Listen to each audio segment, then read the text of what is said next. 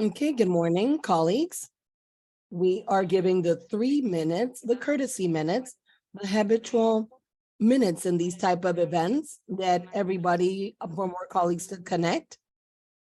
And we see that more people are coming in to the spaces. And it's so good. It's a great pleasure to see so many colleagues connected. If you agree, we're going to initiate. It's 10:03 in the morning, Panama time.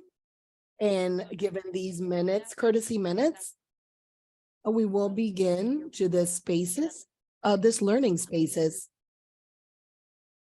I'm going to be very brief in the name of the Office of Coordination of Humanitarian Affairs. I wanted to simply give you a welcome to the second edition of the learning event region in regards to monetary transfer and with social protection linkage.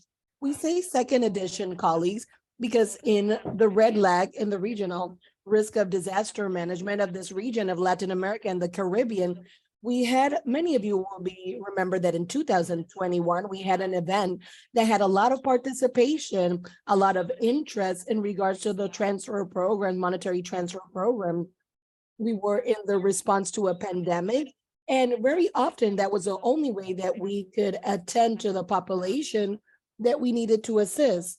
I think it was one of the moments, key moments, in which we saw the need of working on this transfer program, monetary transfer program.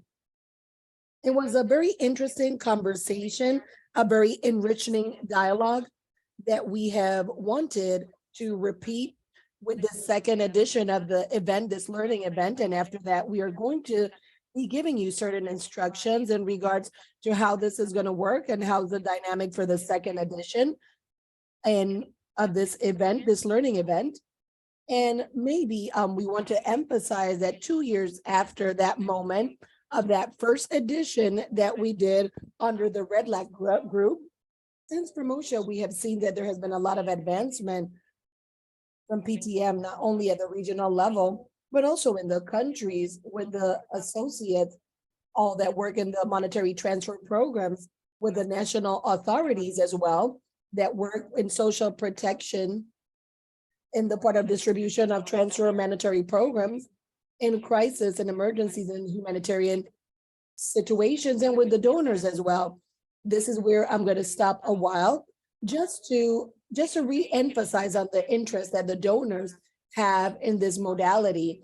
When they presented precisely in Red Lag, in the Red Lag platform, they presented to us the trends in financing, humanitarian financing at the global level, and also at this region. We saw how the donors every time see it in a good eye to finance monetary transfer program.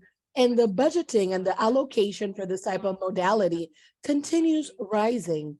So we see this with very good eyes from OCHA, very valid to respond to humanitarian situations in crisis.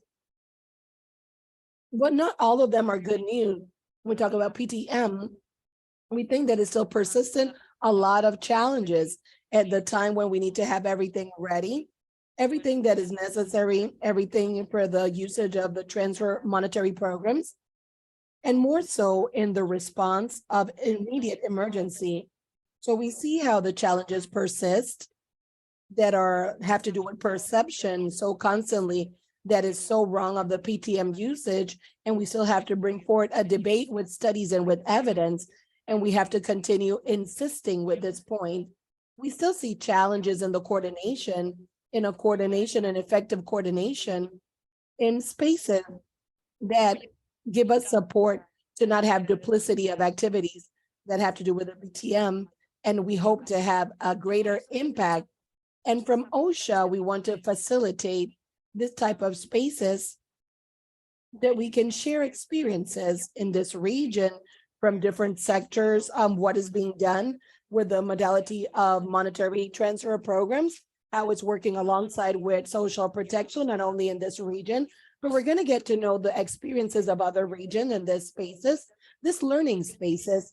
And I think that we have prepared an agenda that is quite enriching, a wide scope, and we hope that everybody has the interest of getting to know more experience that has to do with the transfer monetary programs and social protection, I would like to thank in a very special way. I want to thank the organizers of the spaces because they have considered to form an agenda that is enriching, that is a wide scope with experiences. And we're hoping, and we hope that this will be a spaces of great interest, of learning, and more so of sharing experiences that we can advance in this very interesting dialogue for the region. On my behalf, I'm going to leave it up to here. I wouldn't like to take up any more time of this learning spaces. Simply, I just want to give one and all the welcome to this spaces, virtual spaces. And I would like my colleague, Emiliano, Save the Children with UNICEF or the co-leaders of the programs of monetary transfer programs in FOB. So thank you. Go ahead, Emily. And thanks to one and all. Thank you, Amaya. Good morning to one and all. I'm Emiliana. I represent the regional group of monetary transfer Bajo R4B. It's a co-leader spaces of Save the Children and UNICEF for more than a year and a half already. I'm accompanied by some colleagues, Flor and Isabel from UNICEF. I'm not going to go into detail because we have a lot of things that we have to talk about more so further on. But as a co-organizers of the spaces and of this event, of learning event, we want to give you the welcome. And we are so happy to be able to open this discussion spaces. Thank you.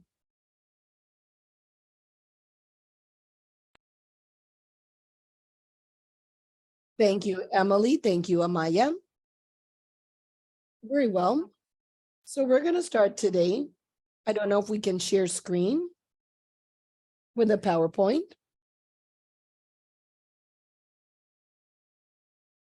If not, well, let's see.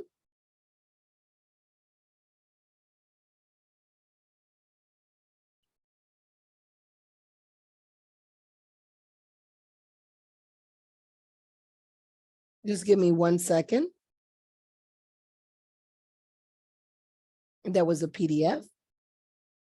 Humberto, if you can share, or if not.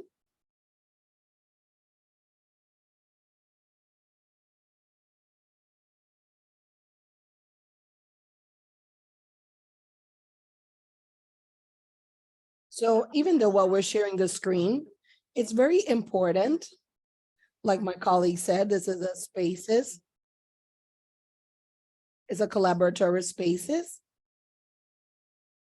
It's the second time that we do it. It's a moment in which we have all the facilitators in the part of the facilitating team. We can contribute. So this is an initiative with the support of the organizing team.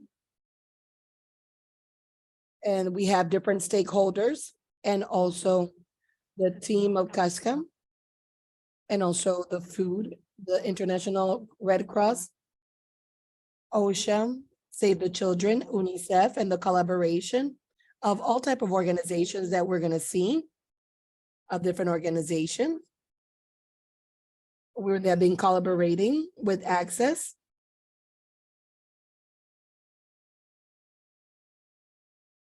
Or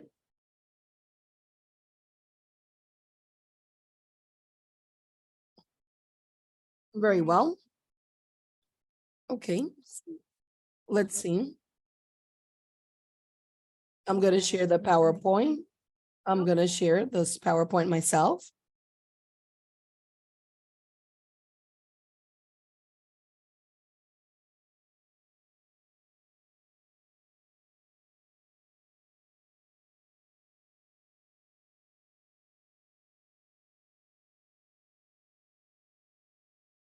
Can you see the PowerPoint? Yes, we can see it, Jimena. Yes, perfect.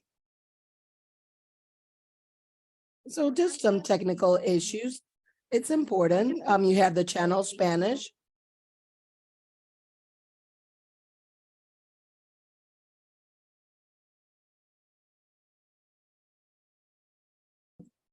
Very well.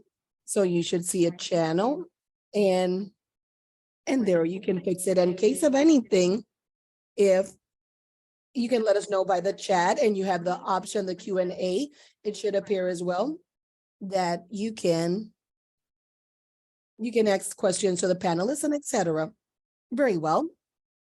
The objectives of this second edition, as I was commenting, Amaya was also saying, it's for us to be able, from the difference from the event of 2021, in which the focus was very strong in regards to dialogue. This second edition, we have focused a lot in trying to accompany the learning experience. In this case, the idea is that we can accompany you. And this is why we have done it in 3 sessions. So for this reason, now I'm going to let my colleagues speak, that they can tell us a little bit of what we're going to find in the different days. This is going to be very important, that it's going to be something that you're clear on what's going to happen on today's session. Today is day 1. And then what's going to come day number 2. And then the third session. It's going to be a full process. So in this case, Roberto, I'll let you go ahead and speak. How do you see, if you can tell us a little bit what you're going to look at in day number 1, and then we can continue advancing. Excellent. Thank you. Good morning to one and all. Today would be day number 1, and we're going to center on before with a capital letter.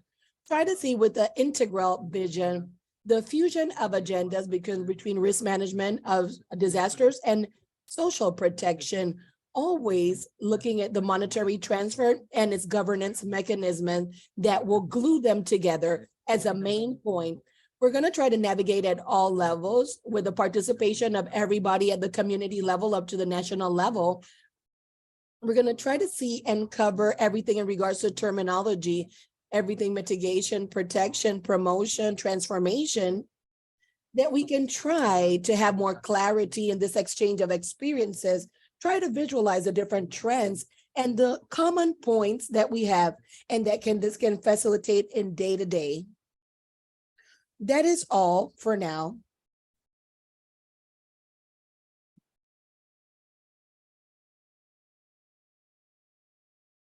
Day number 2, Emily. I'm day 3. I'm day number 2. Hi, good morning to one and all. As you can see on the screen, the event that we can see the before, during, after, and recovery. And today, when we finish with the prevention and mitigation and preparation and anticipation topics that Roberto spoke about, we're going to connect with 2 in particular topics that have to do with early action and response. We're going to have the participation of Dominican Republic government and also the food bank and experience with Philippines with FAO, UNICEF. This is going to be very interesting. And for the response topics, we're going to be working with Red Cross Colombia and HIAS from Ecuador in particular. And the idea is that we should finish today giving a series of recommendations, both in the past with anticipation actions, connecting with day number 1 and with the next, or the 20th of July, that has to do with recovery on the long term. Please don't miss that out in 8 days. Thank you. You can go ahead, Jimena.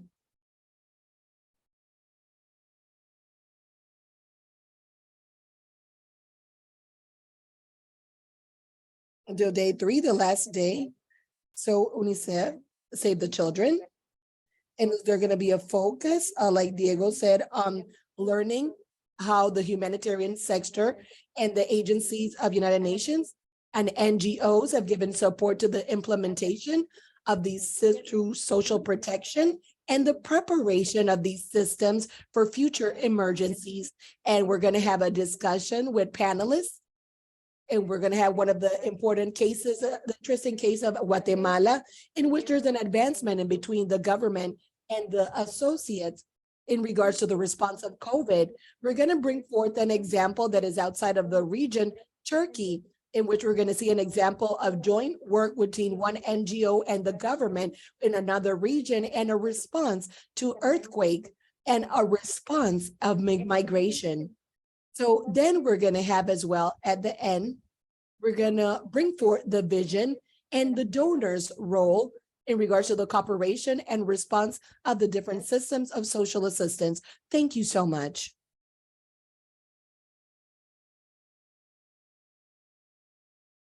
So as you can see, this is going to be a collaborative work in which we're going to have the voices of everybody. So now we're going to go on to Roberto, that's going to tell us a little bit about the agenda that we're going to have for today. Very well, thank you. We're going to go over this quickly, that we can try to make it as dynamic as possible, which is the idea that we have. The agenda that we have is that we're going to have it very participative, very dynamic, a lot of flow. And in the first spaces, we have a spaces in which two super panelists, Luis and Sayanti, are gonna let us have a framework that we can look at the trends based upon what currently we're working on everything that has to do with anticipation actions and also the protection. We're going to look at a conceptual framework that has to do with the shocks, and we're going to look at this. That way we can go on to have a participation of different people, different stakeholders from the sub-regions, the three sub-regions, Caribbean, Central America, and South America. We're going to try to cover as well the different levels, the community level, and also the national. We have also tried to look for an equilibrium, looking at that vision, looking at these different stakeholders, in which there's going to be a participation of international NGOs, local actors, government, national, and also the movement of the Red Cross, the United Nations system, and all those that participate in this work. For sure, it's going to be very interesting. And we're also going to have a spaces that we can speak, conversatory, in which we can ask questions and answer. And it's going to be so enriching. We're going to have an exercise with the audience. We're going to have some questions. We're going to try that you can participate as much as possible. And then we're going to have some tools. And also, we're going to have through the chat and also through surveys of links that we're going to be. Just feel free to participate at any moment that you like through the channels that are there, that are available. We're going to be right there behind, trying to facilitate and compile all your worries, and that this can flow as it goes along. Then the agenda will finish up linking that we don't forget that this is something that we have to work alongside together in these 3 days. And we're going to try to do that linkage. Okay, at this time, I yield for the next person to go ahead and speak. Very well, thank you. So at this time, we have where we say that we have began the sessions, and we're going to try to get up to date with time. So if you can see on the following slide, the question that we ask ourselves is really, should ask ourselves why this second editions, as we spoke about it from the first moment that we started to speak about it, is to accompany you with the evolving way of the different trends of how it's evolving. The monetary transfer from the entry point when they're linked with social protection.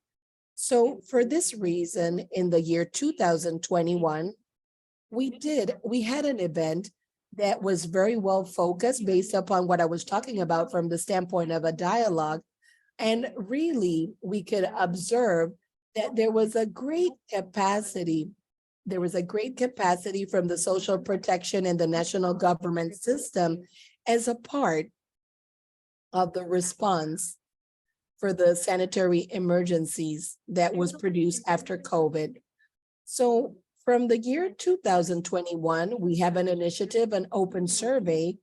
And once again, we repeated this with the partners, trying to have, looking at this in different topics to look at it in a more profound manner. And one of these was the next IRFN, in which social protection was linked. we can see the next slide, we see that there was a rise of a 60% or 49% directly in the number of responses that we count on. So every time there's more interest in being able to share and strengthen these linkage, that we can have an opinion of how we can link the social protection system from the monetary transfer programs. In the chat, you're gonna see the draft, a link to the report in which you can have access. You can have it in English. We have had a couple of weeks in Spanish. So now we're gonna go on to the upcoming slide, and you're gonna see that what we're trying to analyze is through the different indicators approximate to see the trends in an anonymous manner, where they could find in regards to the different entry points, the different linkage in the part of public policies, or at the level of design, or at the level of implementation and development of capacities. As you can see on the screen, you can see that we have an exception as well of how it was imagined, these different levels of linkage have informed. And then we can see that social protection, there's an active area for crisis with the perspective of monetary transfer, in which it can be worked with the technical part and government part, and there can be changes. We can see that at the level of public policies, it should not be surprising that the strongest linkage came out with the human work. So that's very coherent, very solid, because the humanitarian actors are the ones that have a very important part to help the government to cover these type of gaps at the level of public policies. Either there's a hard work in the part of integration of incidency, that there can be advocacy in the national and international areas that they can recognize access, and also the part of their rights. So also to identify strong collaborations in risk management of disasters and the social protection. So this showed coordination in between the two entities. And then that came up in a strong manner, and activities as well that reached us to institutional agreements with the governments, that there could be an advancement on this agenda.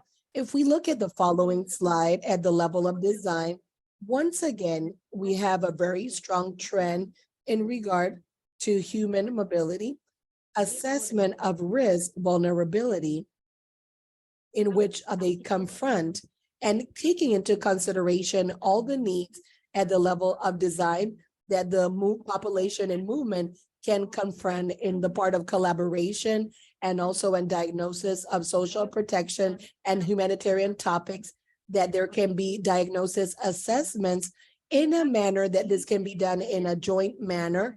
And there's also a great role in which they feel comfortable in entry points taken into consideration, informal social protection, either from the humanitarian standpoint of view, donations, and this has to do with social protection from the population that we're working with.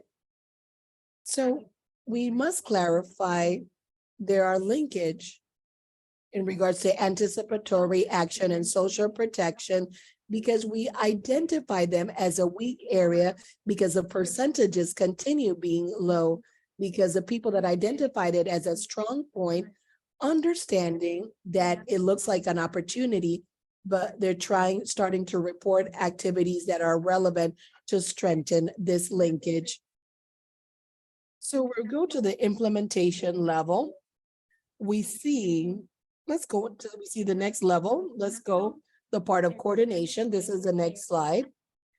We see before a GTM in 2021 is a work plan that had it at a linking topic for social protection. But back in the year 2023 and the later years, it grew at a 59%, in which really the people are the original GTMs. Our partners asked for this, that the priority 1 and priority number 2.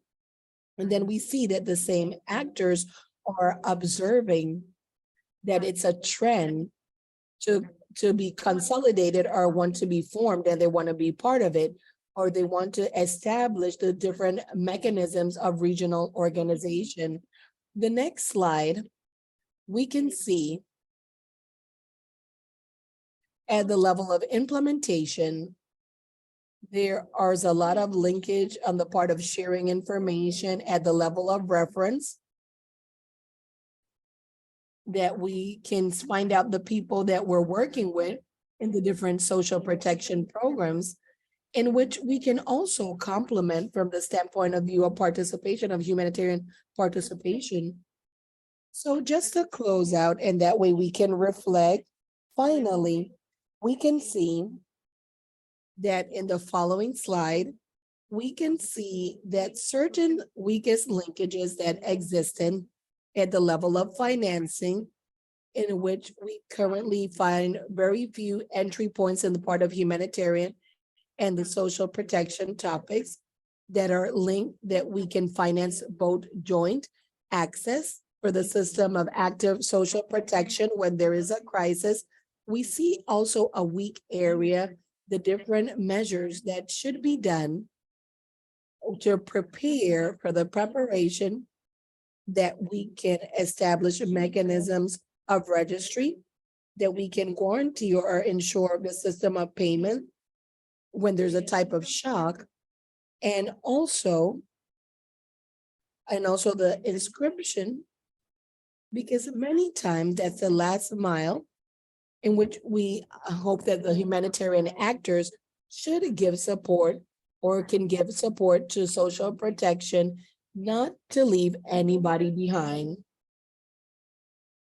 So we see, as a final reflection, we see in the upcoming slide, in the next slide, we see that the social protection continues to be something significant that links humanitarian assistance and the systems in Latin America and also in the Caribbean, alongside with the government. And we also see that the qualitative assessment that is very rich, you can see that linkage.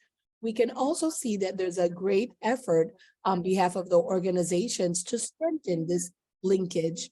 And we also see a participation limited in the government areas. We saw surveys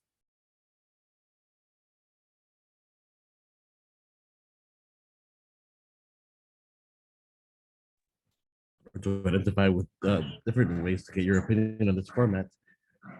And we're not surprised that that this is really the force of Latin America, with the elevated governmental capacities and the effective cost, which is this type of support. So when, as we spoke about, in the scenario has been led by the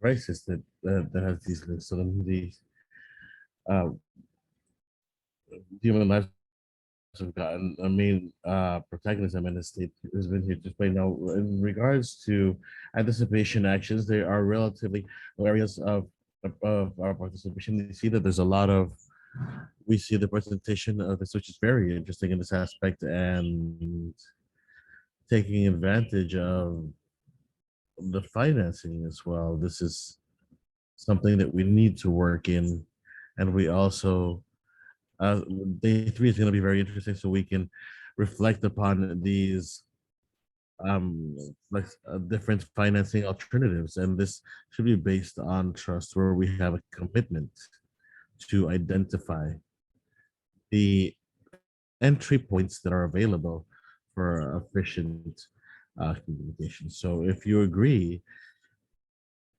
then we're gonna give now we're gonna give the floor to Roberto, who's going to be introducing the following panelists. We'll leave the link in the chat, and don't hesitate to contact us in order to continue to let us know how we can offer a better interagency service in regards to links. All right. Thank you very much. It was very clear and very illustrative. So it's my pleasure and privilege to introduce the following panelists, which is Luis and Santi. There are two people that know a lot in the region, and Luis is going to be, well, both are going to be giving us this conceptual framework as we were talking about the other panelists that have also come to the conversatory. So then in this case, I think Luis is a little bit more geared towards reactive social protection, and Sayanti is more for climate and the climate aspect and participation, and they have worked in many different areas. They are great experts and they know the region very well. For more data, we they you have the bios in the chat available and all of the material as well. So right now, we want to call you to, if you want to post in the Jamboard with your suggestions or even directly in the chat, you can make the suggestions or participation that you may want. But what we want is to have this be a truly fluid exchange of ideas and communication. So please be sure to utilize those channels. Without further ado, I'll now give the floor to Luis so he can give his presentation. Thank you. Oh, yes. Good morning, esteemed colleagues. I'm very happy to participate in this platform. I work for PMA. My name is Luis Rivera in social protection and especially reactive social protection. Um, and we've had to present a conceptual framework which is not universal, but this is the framework that PMA does use, that the WFP uses, and it's a little bit, this helps us to understand the environment in which we work. Now, if possible, let's take a look at the presentation. Perfect. So the WFP has developed a strategy for social protection, which has two pillars. This was developed two years ago. The first one is how to support governments to integrate food security and nutritional security within a social protection. And the second pillar that we're particularly interested in is how WFP supports the governments for social protection to integrate the risks and clashes, or the management of risks and clashes or crashes. And this second pillar has, for this, we've developed a conceptual framework that allows us to integrate the disaster risk management with social protection. If we go back to the primary segments, we have the disaster risk management framework, which is formed into 5 different stages. There's one component for prevention, one component is mitigation, preparation, response, and recovery. I'm not going to enter into too many of the details as you have the PowerPoints. The conceptual framework for social protection. In reality, when we work on 4 particular agendas, the first one is the agenda for prevention, which has to do with avoiding poverty. The second one has to do with protection, such as offering relief for the effects of poverty or due to idiosyncratic individual or family clashes, and then more larger clashes. The third one is promotion, which is how to improve income or getting out of poverty. And the fourth agenda is transformative in a equality and social inclusion, which is more strategic placement of the governments. What we do, what we have done to make it very clear is that we joined these 2 agendas into one because we've realized that the actions that we carry out within the disaster risk reduction framework can have different effects on several different agendas for social protection, and the actions that we can have in social protection are also or can also have impact in risk management and disaster risk management. Once we have this framework, we have focused on the aspect for the social protection aspect. This is linked with the different working areas for risk management. We have a first space that defines where the anticipatory actions are for climate clashes and also how they're implemented through the national social protection system. And this gives us a space where these two conceptual frameworks are linked together. The next one is the space in which we have the emergency responses that were implemented through the social protection system, which we have there plus the preparation and the response and a little bit of the recovery. This other space covers the recovery and prevention. We have resiliency encouragement actions implemented through social protection system. And the last framework is a framework that really covers a lot of with prevention and mitigation, which would be the anticipated actions, which are more in the long term in order to offer relief to the effects of the climate change. And we can also have these actions through the social protection system. So we have a conceptual framework, and the idea is, well, what can we do for the support of the government? And the reality is to prepare ourselves for the clashes and for the phase that comes before these clashes. So, from an operational standpoint, because we know that you are a much more operational audience, we have developed an instrument or an operative guide which goes through 5 particular steps, and we accompany the government in these 5 steps. The first one is a creating awareness. What is clash reactive social protection? The second one would be what do we have on the table, and we'd have to make an analysis phase. The third would there be knowing what we have with the what can we how can we develop what's interesting and good for the government in emergency preparation to have standard operative processes, and for these processes to be institutionalized within the framework for the social protection policy and within the framework for the national response to emergency response. The next step is, of course, once you've developed these processes and the government has developed them and we facilitated this, then we have to do the test for these SOPs and make a readjustment with the realities in the field and finalizing these SOPs. And then, of course, we have a home phase for learning, lessons learned, and knowledge management. Each one of these phases has different steps within these steps. All of the instruments that do these steps have already been designed. And currently, the WFP is working with these alternatives with the governments to where we've developed these areas. There are countries that have advanced on different levels, and the 2 countries where this guide has been concluded is Dominican Republic and Madagascar.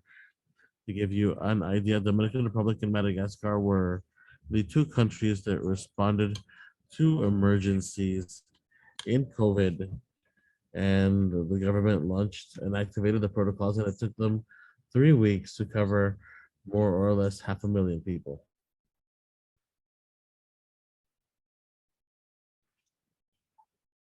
To put this into context, WFP has worked with the emergency in Ukraine, and it's taken them about 2 months to activate and use monetary transfer systems for 700,000 people. So, in reality, when the systems exist and are in place, you can add mechanisms for emergency response, being very careful to determine to not have an overload and have the system collapse. And that's why it's very necessary. Now, here is I'm gonna stop and I'm just gonna give you a brief element, which is maybe a bit of a polemic because sometimes people think that protection systems only work regularly with monetary transfers, and the largest social protection system is called the TPS. It's in India, and it covers 728 million people, which receive food assistance every month and not in monetary transfers. This system is also used for emergency responses, which are also done with food. So this means that the context of the country and the decisions of the country for their own regular social protection system are elements to consider in priorities in order to eventually have emergency response mechanism. With these words, I think that I have finished covering what I wanted to present, knowing that from these 16 countries, which by the end of the year will probably be 20% of the countries where WFP is working in, within these 16 countries, half of them are in Latin America. Voila. I am ready for any questions or for continuing any discussions you may have. Thank you. Thank you, Luis. Let's go directly with Shanti. Let's go. Let's leave the Q&A for the end. The Shanti is going to make it's going to be speaking in English. I'd like to remind you that you have the possibility of using simultaneous interpretation, and you just have to click on the button to change interpretation, and you will be hearing the interpretation directly. Shanti, you have the floor.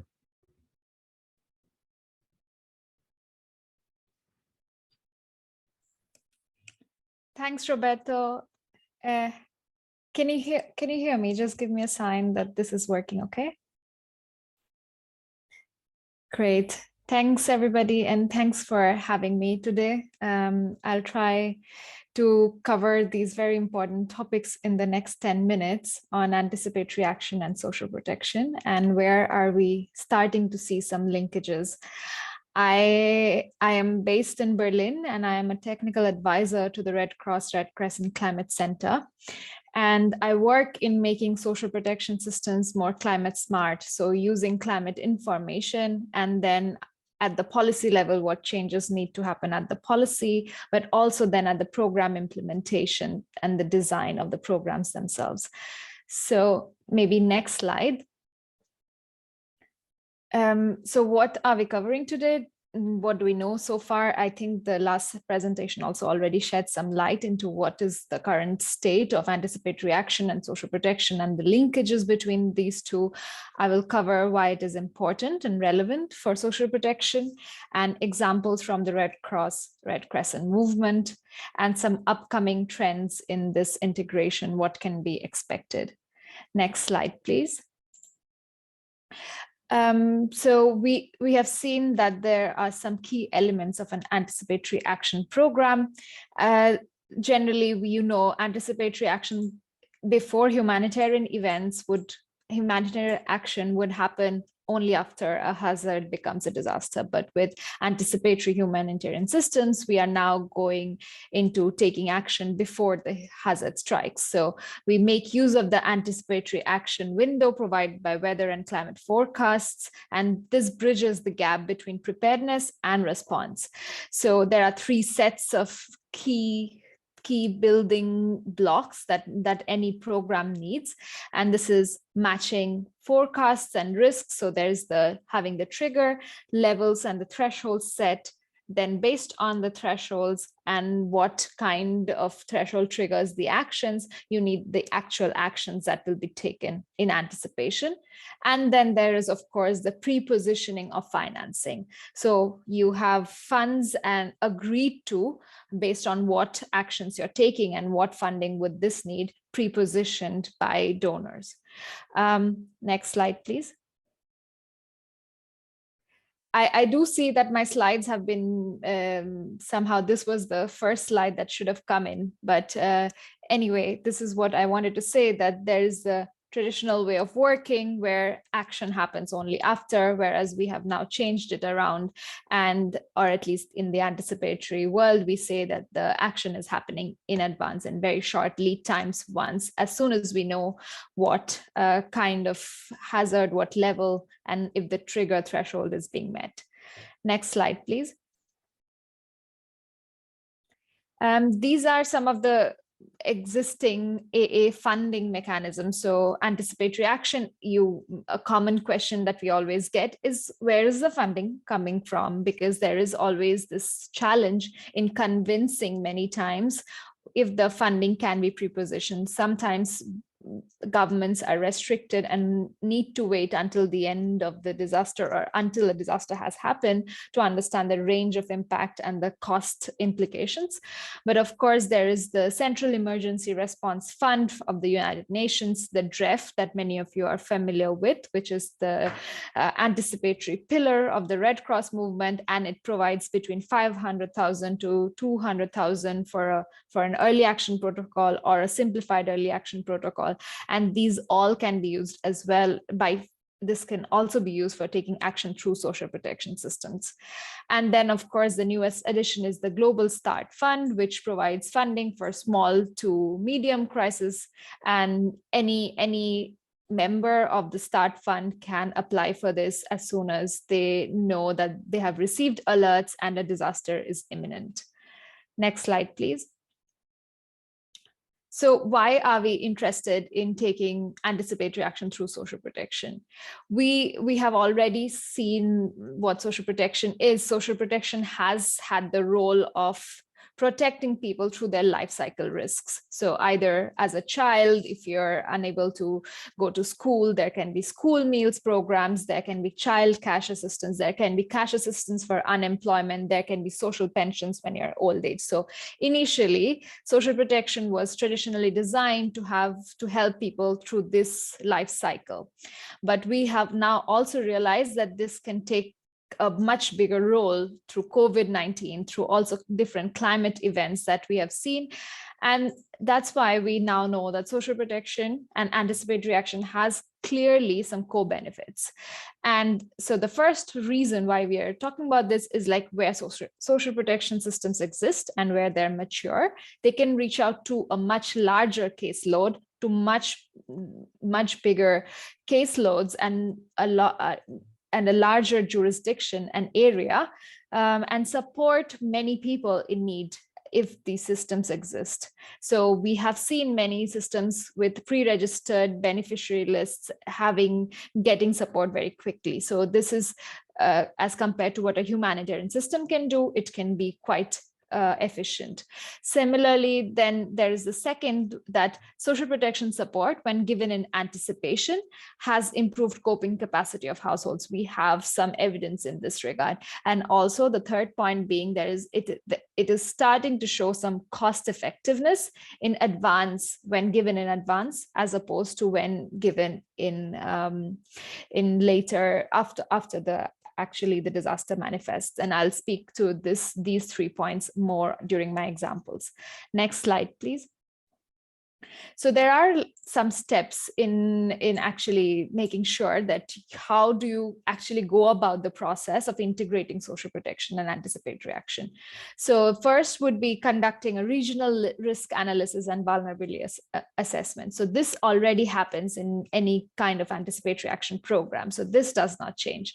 But the second step would be then conducting feasibility studies to actually check if integration is possible, but this is testing the political economic feasibility. So if there is political will, if there are people interested, if the government has motivation capacity, and this would start from regional to the national level, understanding this kind of feasibility.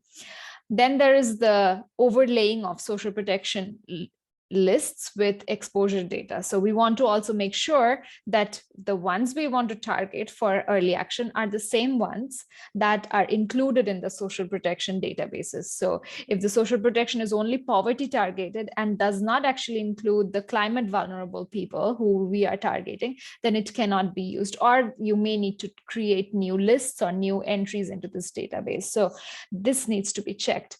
Then there would be reviewing of early warning systems, what's in place to make sure that the social protection cash, imagine it's a cash transfer, and this information can be sent out using the same early warning systems that are used.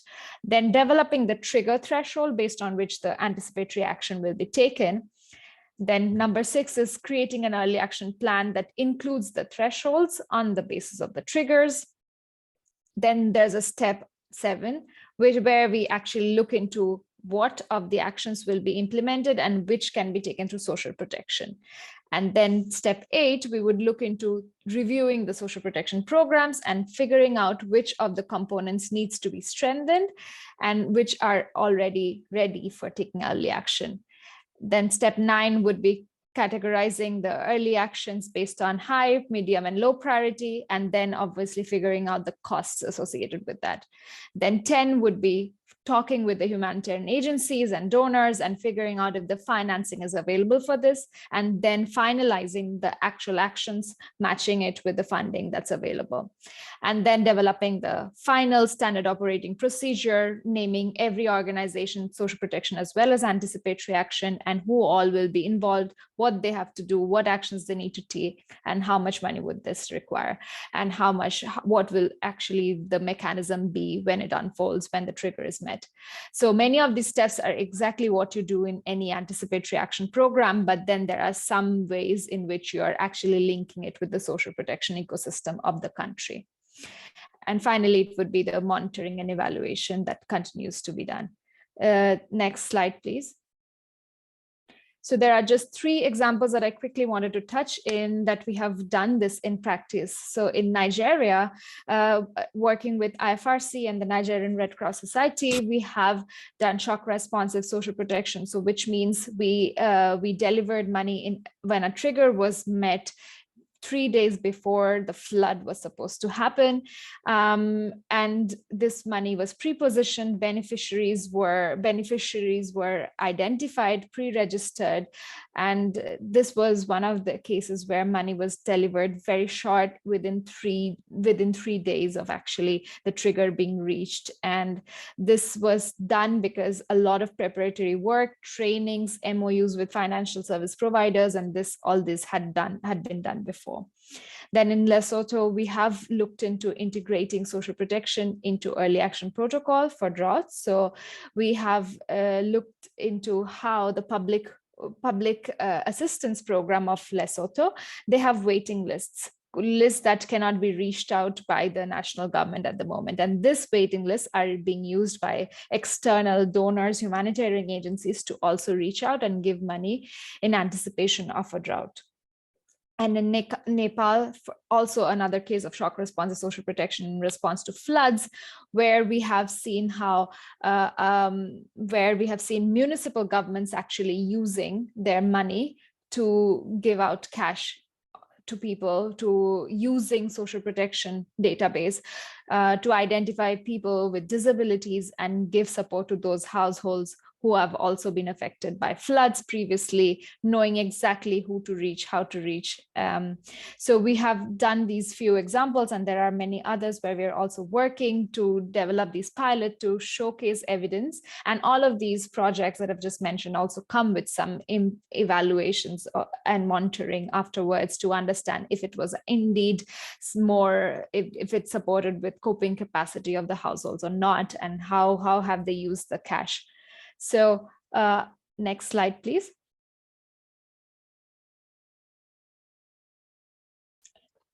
Yeah, and just ending with, based on these and what's being discussed currently in this area, there are some upcoming trends in using social protection for anticipatory action. And what we see is that there is definitely concerted efforts towards coordination. There are several global working groups exactly working on this topic of social protection and anticipatory action, and social protection and humanitarian action, and how does climate fit into this nexus. So we do see some focus around coordination.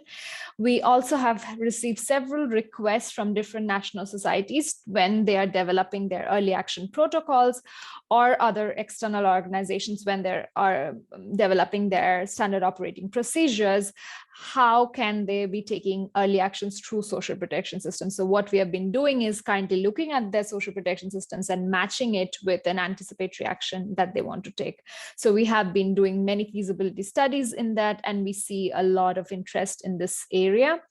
And there is also interest that these early actions are not just cash oriented, but public works that can enable preparedness and that can be done quickly. For example, in Nepal, right now we are exploring if cattle and livestock can be removed as soon as there's a threshold being matched for farming communities. So we see other kinds of social protection programs also being seen, and we see that there's an interest in also taking this into fragile and conflict affected situations, and disastrous financing options are being increasingly explored. That's it from my side. The last slide I have is rather on some resources you can tap into, and the QR code to check one of these working groups that I mentioned. And I'm here if you have some questions. Thank you.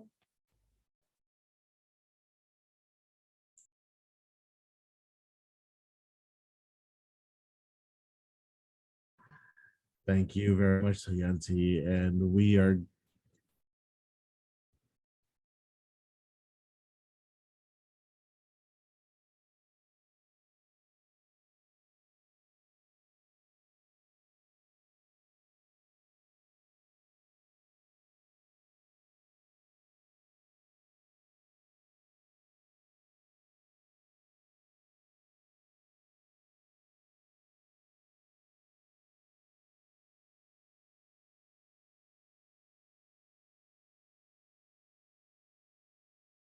what actions could be considered within the integration of disaster risk management and social protection, or the same thing, which is uh, social protection in response to clashes or crisis?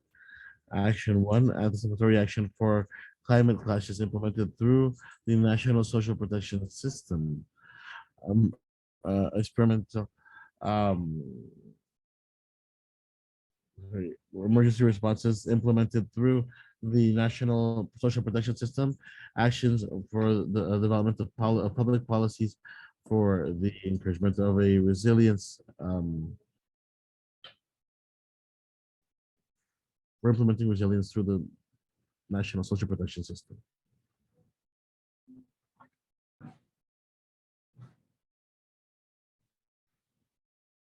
Very well, you can go right ahead and you can start answering. So let's continue, because we're a little bit against time. And Roberto, I don't know if you want to say something. I'm going to share the results. It's interesting to see the results.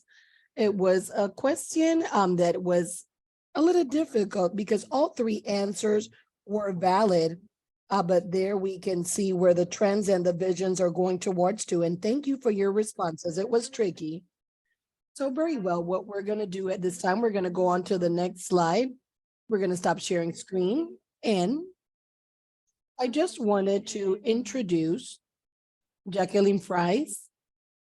She's a very good colleague for more than 25 years of experience in the area of nutrition, social protection, on different topics, trying to help all the different actors that we can find a common language. And the idea of this conversation, of having this was done with a format in which we can have a flow of conversation of the different actors, and with different geographic areas getting involved. So we have tried to find for you different roles of the national government, local, United Nations, Red Cross. We want to have this discussion that now we can establish this discussion moderated by Jacqueline. If you're in camera, we're going to stop sharing. And then I will leave you that you can give an introduction to the different panelists, and then all can put on your cameras. Okay, you can go right ahead. Well, thank you, Jimena, and to the team for this opportunity. The idea of this discussion at this time is that the participants can get active and they can listen to these panelists, and they've chosen 5. Each one of them is an actor with a very specific role, different geographical location in different countries, Latin America and the Caribbean. Please put on your cameras. I see Miguel already has it on. Doris, Jose Enrique, Hector, Eve, and Lat Fabria. Thank you. It's a great pleasure. And I'm going to do a presentation for each one of the names that we can save some time. As Roberto said before, there's a biography that explain with much more detail the role of each one of them, of each one of the panelists. We're going to have some 40 minutes here debating and listening to points of view based on concrete experiences. And this is what it really is. So I'm going to start out with Doris. Elizabeth Garcia Martinez is the manager of the community of Mambesi in the municipalities of Elencas of the Sierra de la Paz. That's connecting today from Honduras. It's a pleasure. Doris also has a lot of experience in sanitation, water, and also she works in the dry corridor, and she's an intermunicipal and water sanitation. So the standpoints of view of her work, Doris, is going to be very appreciated. And I'm going to present Jose Enrique Velasquez, the manager connecting from Peru. Nice to meet you. He's the General Deputy of Follow-up of the Minister of Social of Development and Social Inclusion in Peru. And he has a background in the area of health. He's an expert. I think he's a surgeon. I think he put that in his biography. And he's going to talk to us a lot about his work as investigator and in an operational area in health and in social cases. It's a great pleasure. And also we have Hector West that is connecting from Paraguay. Hector West, he's in the Red Cross movement of Paraguay. He's the Deputy Director of Operations and Programs. He has a great background and experience from the operational area in the response of these risks and these disasters in the country. Great pleasure, Hector. It's also a great pleasure to present Flavia Lorenzo. She's a specialist in social policies on behalf of UNICEF for the Caribbean, if I understood correctly, with a wide scope in the last 10 years of experience, more so in the response and social protection that is reactive to shocks or to crisis. We have seen this use of vocabulary. Great pleasure, Flavia. And last but not least, Miguel Garcia Arias, our colleague from a non-governmental, this is Action Against Hunger. This is Central America, from Central America, for more than 20 years of experience working in humanitarian action. And he also has an initiative in Central America that has a component of knowing the crisis beforehand and giving data and secondary resource of data. Welcome to one and all. As Jimena said, this is a discussion, open discussion, that we can talk and that we please feel motivated, audience, in the conversation that we're going to have at this time. Everybody's going to talk from their standpoint of view. And it's a great, unique opportunity to listen from different actors that are working on this day to day. And I'm going to start out with a general question. And this first question, one by one can respond. We're going to start with Doris. And in the order that it was presented for this first question, it's a personal question, we could say, thinking that we are talking about fusion of risk management and social protection, as Roberto spoke about this at the beginning of this event, and that we're looking for the perspective of you as the actors of what is the before, all that has to do with preparation, putting into practice the system that they can start working, coordination, the instruments, and to be ready when the event arrives of social protection, that social protection and humanitarian actions or risk management can work together. Keeping this in mind, talking about the before, Doris, I wanted to ask you first, and then we'll let others speak. What mostly motivates you in this work at this current moment in this topic, referring to preparation from your role in the community? What motivates you the most?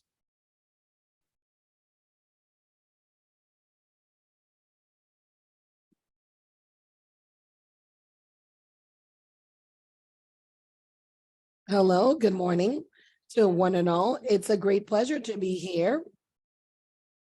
I'm from Honduras with all of you. And really, one of the motivations of our men community is that we can have a better life for families that are vulnerable at the level of territory.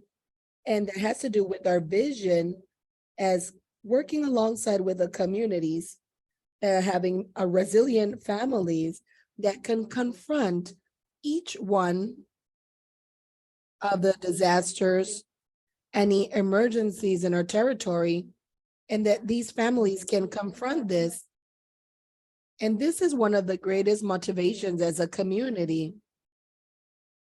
Better conditions of life for these families. Thank you so much. The objective is clear for us, the people that are going to benefit from it. And Jose Enrique, what can you add to this question? What motivates you? Thank you, Jacqueline. Good morning to one and all. Good afternoon or good evening from wherever you're connecting at this time. A cordial greeting from Lima, Peru. I want to thank the organizers for the invitation to this event of regional learning, which is the second edition. The question is a provoking question. Looking at the framework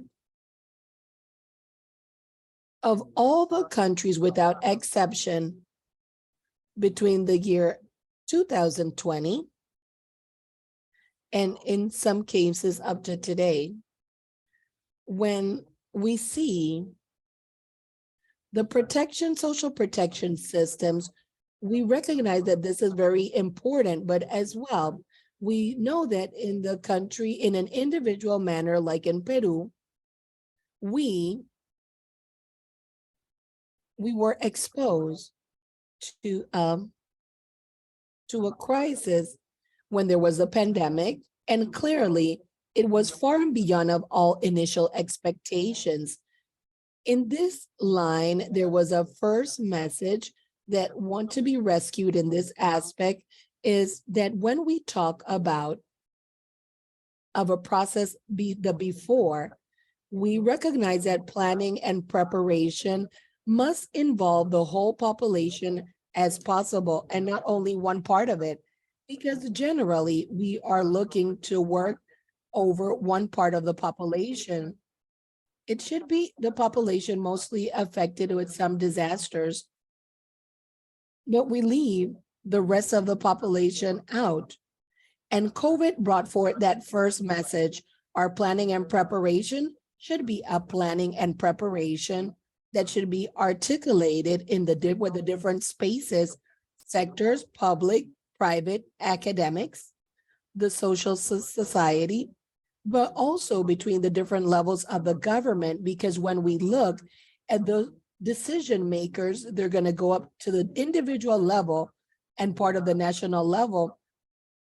But we also need to count on, and we have spoken about this in the presentations, in that planning with the resources that will allow us to respond in an adequate manner, structuring the basic services that will facilitate this response. From a previous stage, the network of communications has been very important during the pandemic. That way, it doesn't look complicated in time, and that there can be a process of participation, not only of the decision maker, but also from the population, which we always should take into consideration. This is an aspect as well that sometimes we don't take that into consideration. And my comment at this time is that effectively we can take from the list of social protection that has to do with the functioning current basis, but generally the stage of crisis, when there is a crisis or when there's a disaster, it requires adaptation, and periodically we have to look of how this is moving towards the implementation to make decisions, to take decisions and assessments. And these are mechanisms that should serve for feedback and to have continuous improvement in a stage when we're in response. Thank you, Jose Enrique. Just to summarize a little bit of what was said, we're talking about inclusion. You're talking about that we have to include those that are directly affected and have a very good planning structure. Thank you. Hector, what can you add to this question? What motivates you from this topic? Well, good morning to one and all. Really, it's a great pleasure to be here with this open discussion. What I could add, what Jose and Doris said as well, a specific motivation of this articulation between risk management and social protection is to work a little bit based on preparation, articulation based on preparation. This is a central topic that we have to work on strongly, in particular sectors in Latin America and the South, like for the experiences in Paraguay. Social protection and working risk management before is key. This is going to determine the quality of the responses that we're going to give. And due to this, the articulation of talking before, meeting before, to identify which are the points that we have to resolve of what we know of what's going to happen. So this is fundamental, something fundamental that we have to take into consideration of what the panelists before spoke about, articulating the action, anticipated action, and everything that has to do with social protection. This is also going to bring forward a circle that is going to be much better for interventions, because our interventions in that sense will not only, it's also going to look forward at what was brought forward before, to know the things that we already know that need to be known, knowing what's going to happen.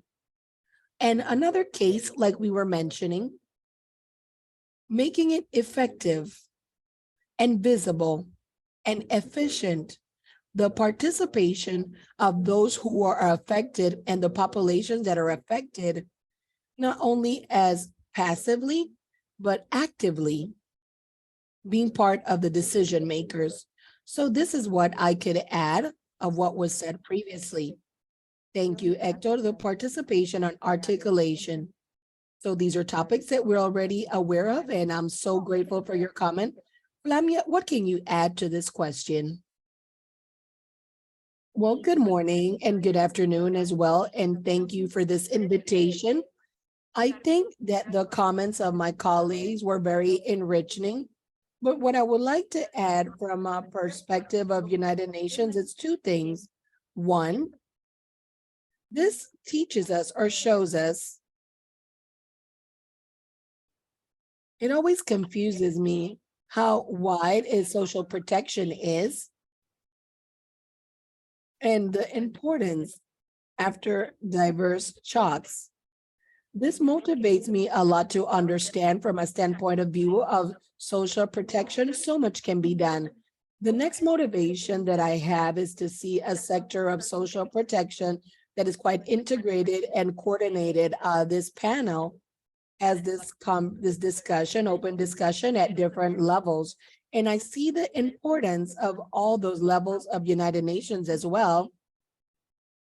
And then the social society, regional, civil society, regional, and to support the governments that they can have a different type of risk. In some cases, the United Nations, they take the risk in innovating actions. And then after the efficacy is proven, then the governments can adopt it. So I think that a lot of the experiences that we're going to talk about today has a lot to do with this. It's a coordination in a sector that motivates me a lot. Thank you. Thank you, Flavia, for reminding us the diversity of the actors. We are many with a motivation in the same direction. Thank you for that comment. And Miguel, what would you like to add to this question? I'm referring to motivation. From my perspective of NGO that works in Central America, my biggest motivation is to be able to contribute in the area of the before.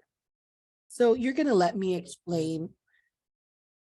The demand of social protection as country of Guatemala or as Honduras, where we're working at, is very small. It's not perceived, it's not in the social debate. And what do? We have a networks of social protection that are almost homeopathic because they have an active principle of very small or almost non-existent to have a comparison order. The protection social in Latin America, through them, they have 14% in average in Latin America. The ones that mostly give the 20% that has to do with the GDP in Guatemala and Honduras, alongside with Haiti, they have social protection. Guatemala at 3.4% of the GDP, and Honduras at 3.3%. In IT, which is the one that has a 1.9, even though it's a network of social protection, the demand that is existent towards them from the society, you cannot notice it, it's not present. And without that demand, it's very difficult that those social protection networks can be existence and that they can be available when a disaster impacts.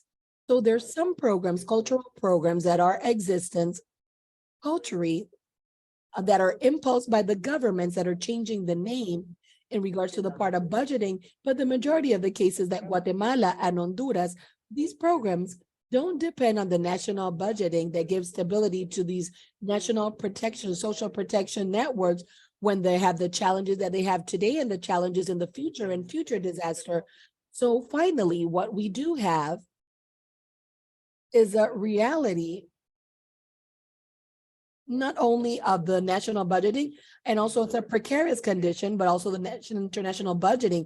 So what I want to do is contribute on evidence, information, and help with my countries that they can be knowledgeable to let them know based upon other countries that are around them that we can contribute, that there can be a change, that there's a need of a network of social protection at the level of communication and society. So there's still much more to do in Guatemala and Honduras.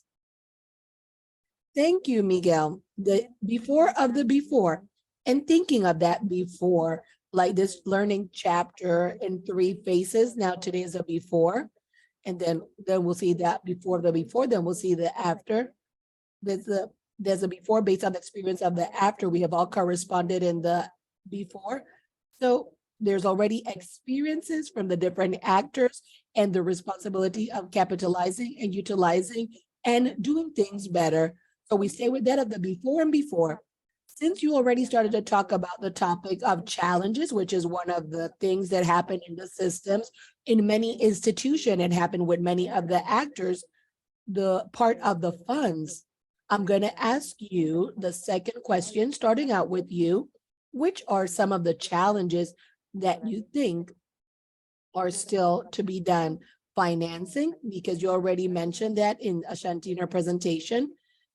Everything that has to do with the policies, national strategies, the legal framework, the bureaucracy, that so many times the humanitarians say everything is just so slow, but everything has a reason. Or the leadership and the part of the coordination, many systems of coordination that do not complement one another, and the selection systems that are going to be benefited. That was what was done before. And then when the response arrives, there's no funds. I just respond, brought forward some question, but I don't want that to incur in your response. Maybe I will twist before I focalize more on the aspect of doing things better. But now I want to talk about the learnings that we already have learned. Guatemala as a reference, the challenges that had to do to respond to COVID. That was the biggest crisis, sanitation crisis, and socio-economical crisis of the lockdown and the economical paralysis and work paralysis as well.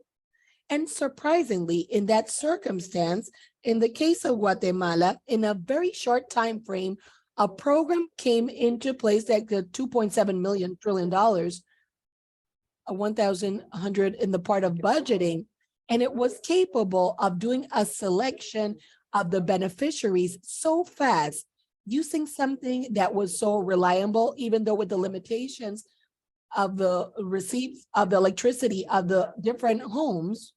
This allowed the family that they could go in and have a right to get those funds in a very quick manner, an easy way, with their setup, with the banking system, with the ATMs. So the challenge is to learn from those good experiences and to be capable of giving it a continuity. So this is not forgotten, and many other things that have already happened with COVID, that our memory tries to go far and beyond that period, and we don't want to remember it. But something very important from Guatemala,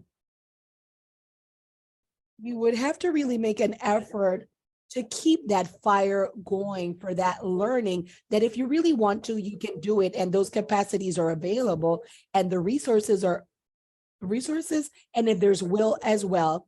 So for me, that would be the challenge, to give continuity to what has already been learned and to keep that fire on based upon what has already been done in the context. The challenge of learning. This event supposedly is a continuity of what we did last year, exactly because of that we can hear the voices and we don't forget what we have already accomplished. Flavia, I'm going to ask you also, I'm going back in the order that everybody can respond to the question based upon the challenges that we still have for preparation, things that can be done better. I just want to add what has already been mentioned. There are challenges I see in terms of mechanisms of financing. I think that they have developed many of them that are examples of what we know that we're going to see this throughout this event that have to do with learning.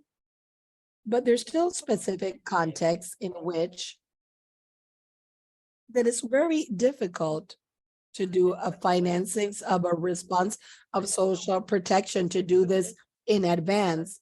So I think that these are challenges that we still have to think about, because it involves not only those financial mechanisms, but institutional coordination that are the root of what we're talking about, of a systems of risk management, but a social protection that can accommodate to that coordination that will allow a response that can be done anticipated. I think that all of us are convinced of the opportunities of how good it can be, but of doing it still becomes and still is a challenge. Thank you. Okay, so I'm thinking of Sayanti's slide of the dollar, the $7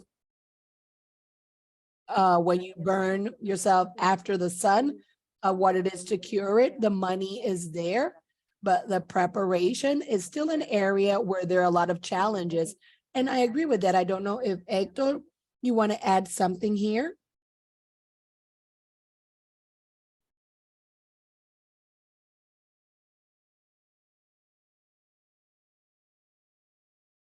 Hector, do you want to go ahead and speak? To see what you're thinking of. I'm sorry, my microphone was on mute.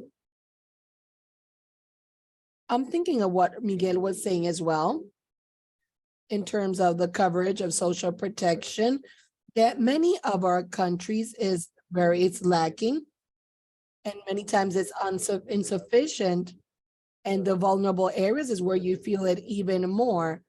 But I think that the challenges at the community level and local level is to find and remember. I think that these are the central topics that we need to work on still on the before of finding, to know what each one has and what you can contribute in regards to the actions that are not articulated, And finally, their results becoming not efficient and does not allow us to attend to many of the most specific needs of our communities. I think it's very important to find and to remember the before. This is going to allow us to develop more effective actions, considering what was brought forward clearly by Miguel, the lack of the resources and the lack of coverage. That's it. Thank you. And we can go back to this topic at the end. I'm going to bring forth this challenge and idea that people need to coordinate themselves, and the financial for that is just goodwill, looking in the agendas of time that we can have this coordination and exchange. The financial part is the heaviest part, that the individuals and the different actors can agree upon, that their time that they can be together with the rest is valuable. So after we can talk about the before of the before and financially, what this can imply. Thank you, Hector. Jose Enrique, I'm going to ask you to give us your point of view regarding the challenges. Well, I think to respond that question, I'm going to take a participation, a previous of Miguel and his summary. You have to take into consideration and all the many of the lessons learned, that we don't start from zero. This is something that we have to recognize. All the pandemics, disasters, crises that we have gone through have left us lessons learned and specific actions many times. So it's always necessary to have a balance of what we need. Like as a country, I take the example of Peru. We're still lacking to have a social protection system that is reactive when there's an emergency. And it's in its design, it takes care of the responsibilities, and that it also gets involved at all levels. Naturally, looking at it at then line, it's important to incorporate policies that are more cooperative, that will ensure not only the part of budgeting decisions, but also an adequate operational standpoint of view.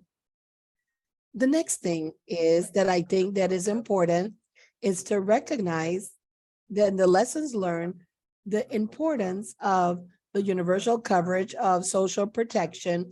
Handling this is something that we have to do gradually in our decision. And the last point, let's not leave the population on one side, because the population reacts not in the same manner that we expect in the context of emergency, but let's not close the possibility of always innovating. The experiences from pandemics, what it has brought for us, it has brought innovations to the country in the part of information registry and the usage of tools, financial tools that we did not have previously.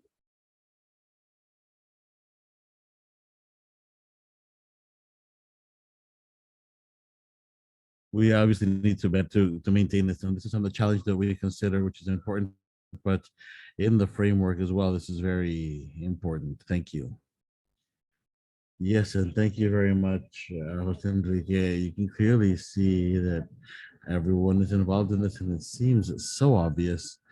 And these are well lessons learned and shared, right? With these lessons can be things that require dialogue. So thank you very much. Doris, do you wish to add your challenges, list of challenges? Well, to talk a little bit about our zone. One of our greatest challenges has been how to strengthen the interinstitutional tables, or how to create a platform where we converge as key stakeholders for a vulnerable zone, or for a territory, and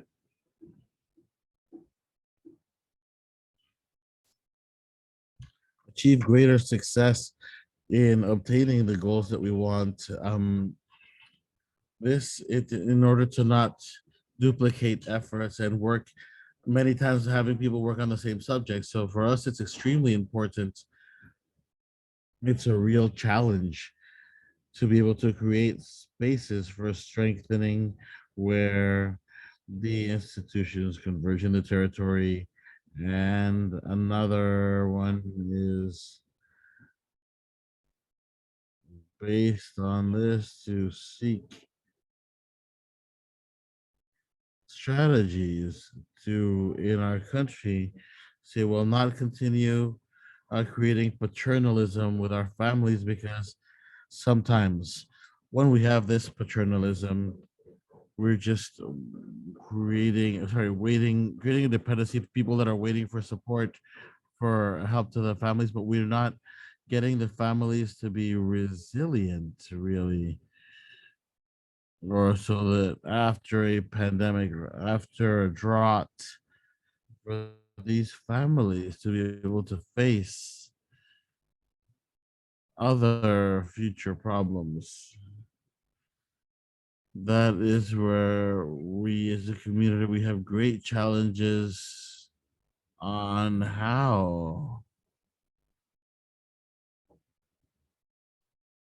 to carry out many activities where we improve conditions of life or life conditions, achieving um while becoming stronger as a family, to become stronger as a family, and also through the interinstitutional tables or all of the support that comes to achieve the inclusion of our base organizations as well, and how to achieve this involvement of young people and women that, well, that will allow us to innovate, right? Innovate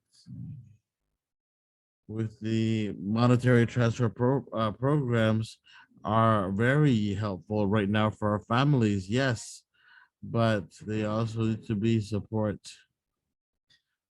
that is conditioned, or that at any given moment are conditioned to achieve a change in this whole part of society, the support to our territories and to our families, and thereby advance more every day, which will lead us to which will lead us as a country to success.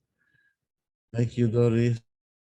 And are you going to introduce the audience of the conversation? For example, when it comes to resilience of the communities and of people, I'd also like to invite you to think on the resiliency of the social protection system, of the tools that we have for financing and everything. It's behind the coordination system to be able to expand when there's a new crisis and to strengthen ourselves with tools from other systems. So this concept of resiliency, of inclusion, of planning, and of not starting from scratch is very interesting. That shows us where in all the levels where we're working, there are certain ways of working that looking everything easier, not seeing it as a challenge that doesn't have the necessary financing. Here we have some points on the before concept, which the audience has believed this is a very interesting concept. So I'd like to invite you to reflect on your role in the community or in the Red Cross. I don't know if it's the headquarters or if this is response to one of the floods or a social protection policy for UNICEF or for a specific country or with the government. If you would have to encourage anything to improve the before and go better prepared, what would you like to share with us and the audience today? What would be your contribution to the before can be strengthened? And I'll open the floor to anyone that wishes to talk there. We can go ahead and speak.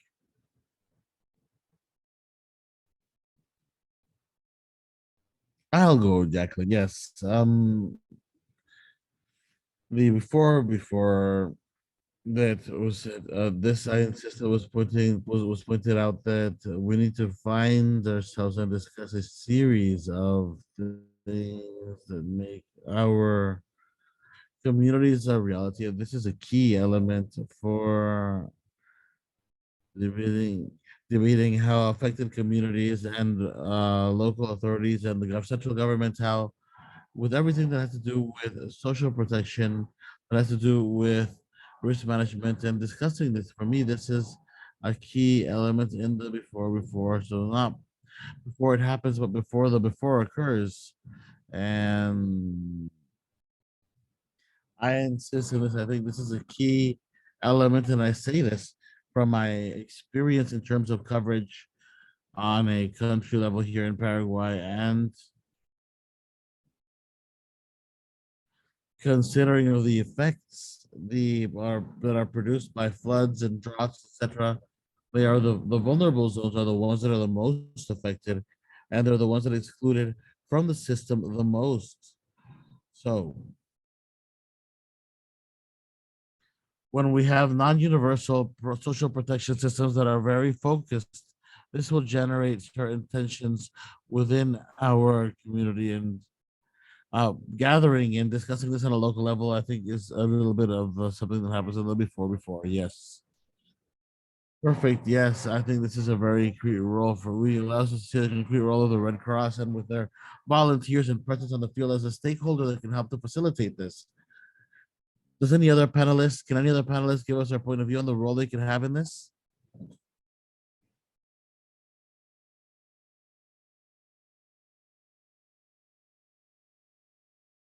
I just wanted to mention and establish maybe a bit of a debate with Dory that I thought this was a very interesting intervention and you presented something as a risk, as a idea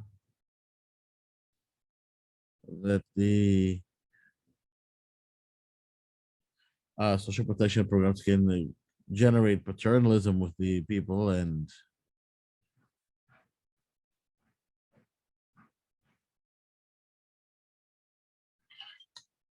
considering that the social prevention networks are we have to um the fact that the risk of this idea is so a given gives it expresses the challenges that we have. So then how do we face this? Well, always insisting on what we can learn from other countries, really, from other countries that sometimes are in more precarious situations, not just in Latin America, but also we can take examples of, like, for example, Africa are countries where there are social protection programs that are functional, that allow us to respond to these disasters, but also to be part of something. I believe with the example that Luis gave, the case of India program with 750 million beneficiaries, but for the last 5 or 6 years, India is one of the countries with the fastest economic growth.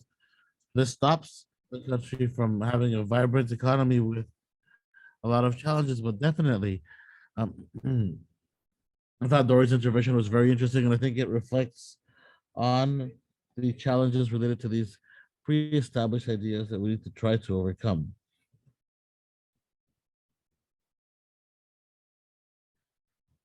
Two faces of the same coin, but good. This is something that triggers I like. Yes.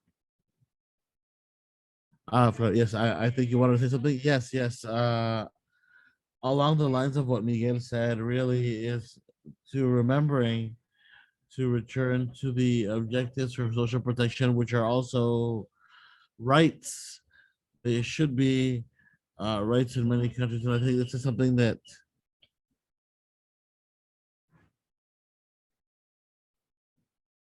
we have. I've worked a lot with UNICEF in the construction of a policy or a strategy or an act for social protection, which can count on this to be part of to be part of the legislation and people to understand their rights and to access and have access to this. I think first this is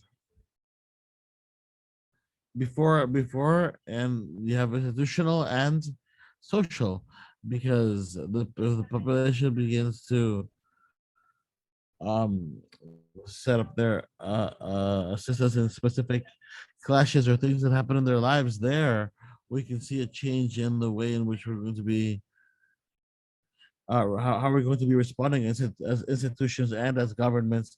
So I wanted to come back to this initial point. Thank you.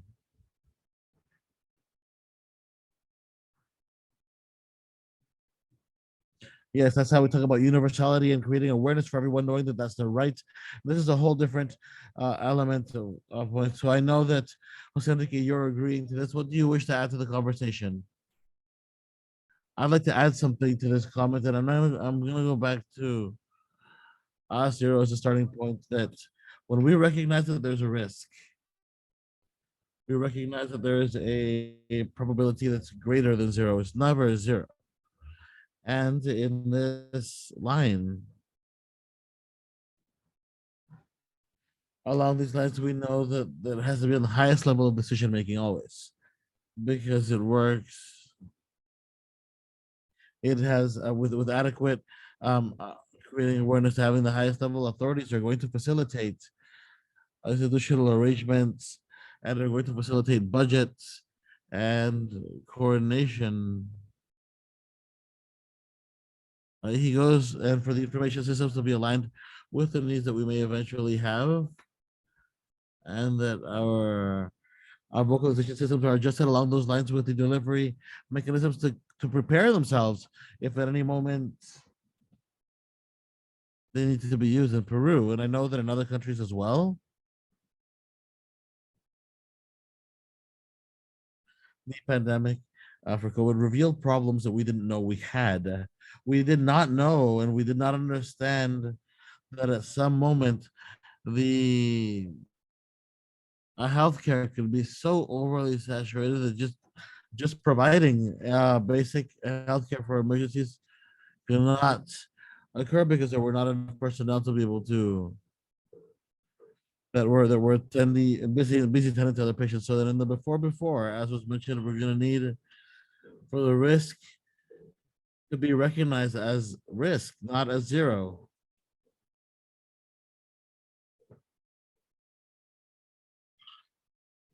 This will translate to specific actions which will help us prepare at any given moment to when it comes to facing things that may be ideally from a coverage that's broad enough with the difficulties that were unfortunately left with the lessons learned. Thank you, Jose Enrique. The risk is not zero. I'd like to add that the capacities of the population that the population must face are not zero either. So they've asked me to wrap up this panel. So I'm going to let Doris go ahead and wrap up just to hear her voice that she is in the um in the Commonwealth, and that way I don't have to take any more of your time. And with that, we'll wrap up the panel. Doris, you have the floor. I would like to thank you all. It's a very enriching experience to be able to share experiences on a level with all of these great panelists that are here at the moment. I think this is very important to get to know the experiences of other countries and how they face some problems and crisis. I'm very grateful. And as a Commonwealth, I think we have many challenges, and I think in order to achieve this, we have to have planning processes on a territorial level, on a municipality level, on a community level to be able to achieve this. Maybe not um, prepared at 100%, but to be prepared for any or with any crisis that we may be facing, and to continue working for the good of our population.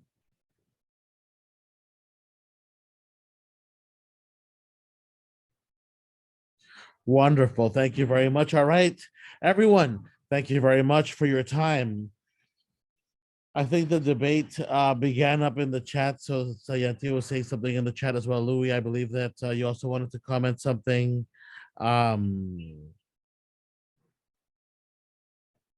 If you want to say something, Luis, if you want. If you want to have an intervention or comment, feel free to do so. Yes, a very interesting debate. What I wanted to go back a little bit with it, where a social protection system, just like the emergency responses, all have a common base, which is the idea of solidarity with people, from people that are better to contribute, people that are going through some emergency to be able to get through that. So the other point is objectives for humanitarian interventions and objectives for social protection interventions. For social protection, the objective is more the reduction of poverty and supporting people that are adding on to the poverty. This is more of a long-term vision, but for humanitarian interventions, they are more specific and punctual interventions that wish to have a more of a short-term impact. Having said that, the fundamentally the social protection as well does have its differences, meaning regular. It's also a shock responsive as well, because in reality, it's responsible to the shocks that the people have throughout the life cycle. If a person or a family loses their job, then maybe they can fall into poverty, and the social protection system reacts to this shock individually in order to try to raise it over the law. Sorry, the line of poverty. So yes, shock responsive is so something that forms part of social protection. What we're looking at now, or we're talking about now, is how these systems can offer support in large covariable shocks. And these are the steps that are being done.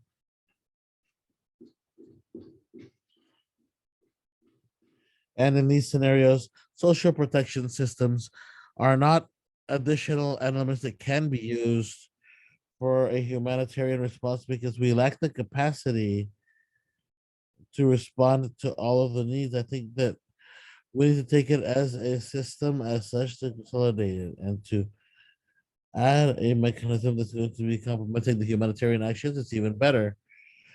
However, social protection is not the golden or silver bullet to be able to for all of the actions, as it were, and it's not going to replace all of the actions that were necessary in the humanitarian world and in humanitarian interventions.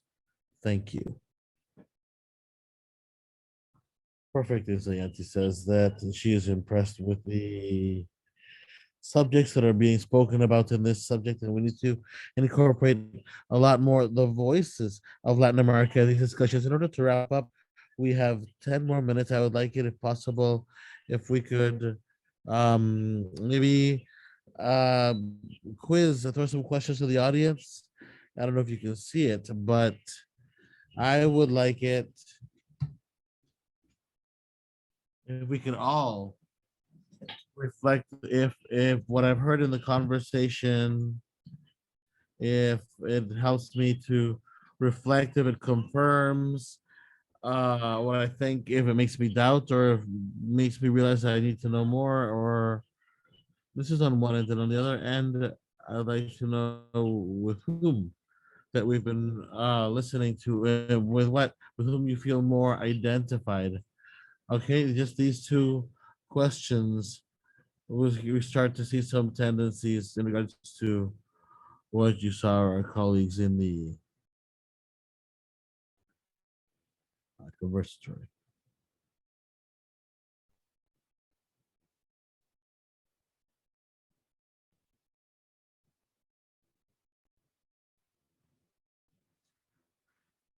Just a little bit more. Okay, let's give everyone a chance to answer.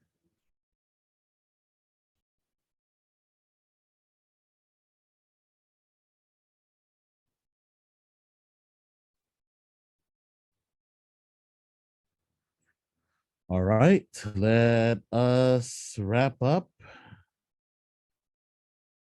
As Jacqueline put in the chat as well, that you could stay all afternoon talking and sharing. And yes, people have told us that This has motivated them to know more, to confirm what they think. If you identified with the international organizations within the United Nations and the challenges that they have faced with the central government and from the Commonwealth and from the Red Cross. So also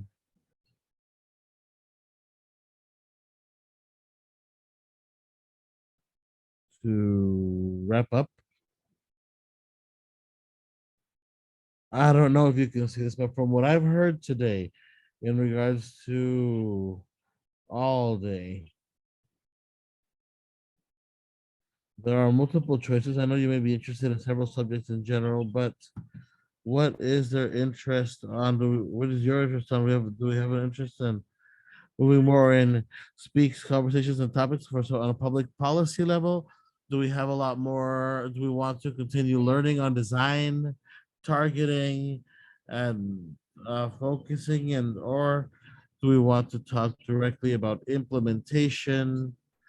Do we want to talk about coordination and more on the development of capacities or capacity building? The idea is to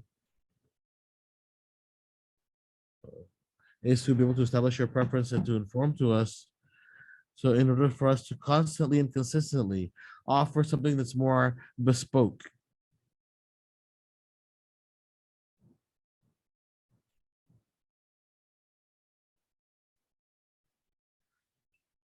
All right, let's go ahead and share the results.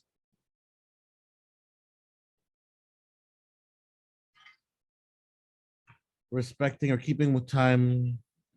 I would like it, first of all, if all of the panelists to stop sharing screen, if possible, stop sharing the screen and have all the panelists turn on their cameras for a group photo. If we have time, I would also like it if we go in order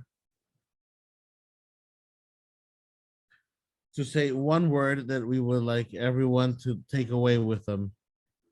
We had to make a word cloud here. I'd like it if everyone, I'm gonna go naming you, I'm gonna go calling you out and think of a word and we can generate a small word cloud with the word you wish to share.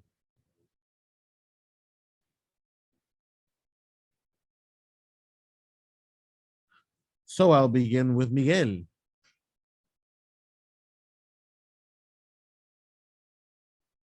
It's a composite word, perseverance and consistency.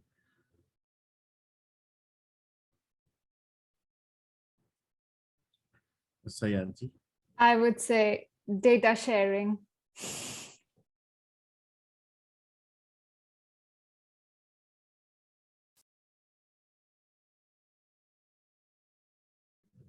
Jose Enrique.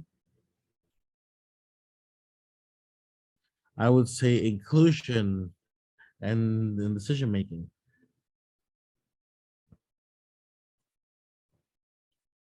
And Flavia, I was gonna say inclusion as well. Can we do double inclusion? Frequency. Yes, I love it. Qualitative analysis, perfect. Luis, I would say solidarity. Hector, I would say to find ourselves and reach an agreement. Doris, empathy and exchange. Jacqueline, conversatory is in plural.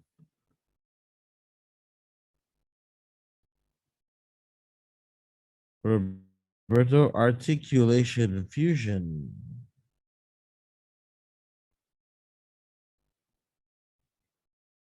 Daniela, I would say preparation, yes. All set. Does anyone else wish to maybe say some closing words?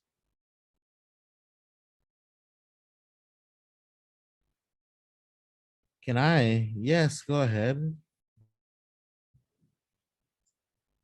I'm thinking about dignity, and I think as humanitarian workers, we need to put people in the center and understand that our response is worthy for them.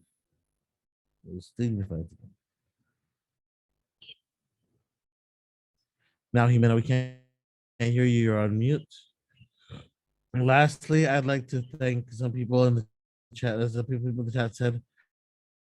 First of all, for the great Jacqueline's wonderful moderation, the excellent participation and patience from the meetings, from all the panelists in the meeting, and for those who have been working also in the back end, Humberto, the Federation, all of the facilitating team.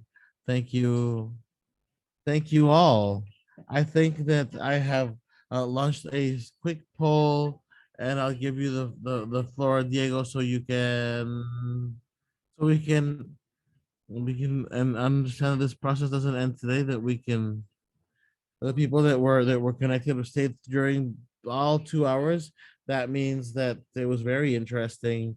We have made a process. We want to offer you a mixed process with the articulation of concepts and experiences to see the diversity of stakeholders throughout all 3 days. So then I'd like to encourage you to continue participating. And Diego, with what will we find on the 12th, to see if we can continue encouraging people? Yes, of course. As you saw today, you had the opportunity to listen to subjects that were for preparation and mitigation, especially for prevention. The before is something that we have, that we take away with us, and we're going to try within 8 days to give some continuity to this wheel, looking at what, so on what on falls under two umbrellas, which is early response and early action and response. And with this, we're gonna get very interesting conversations with other panelists and other experiences to enrich in your knowledge in the region, and also to know what's happening, as I was saying, in Philippines, particularly what's happening there. So for the next July 3rd, we expect to see you with these 3 meeting rounds. Thank you very much, Jimena, for the time to promote our event in 8 days. Thank you. Okay, so we're set. Thank you very much. And I take me with the word, will take with me the word resiliency of people in the systems that, and that can lead us to be effective in responding to different crises, and also the crisis diversity in the that we hope that this was reflected here today, so that the links and the doors, the entry doors for the social protection system, we can tell they're very diverse, and that all the stakeholders have had a lot to provide to help the national government to respond through these systems. So without further ado, a group picture and a round of applause for all of you, of course. And uh, so then we'll see you on on July 13th at 10 in the morning in Panama schedule. Thank you, Jimena. Greetings to everyone. Bye-bye.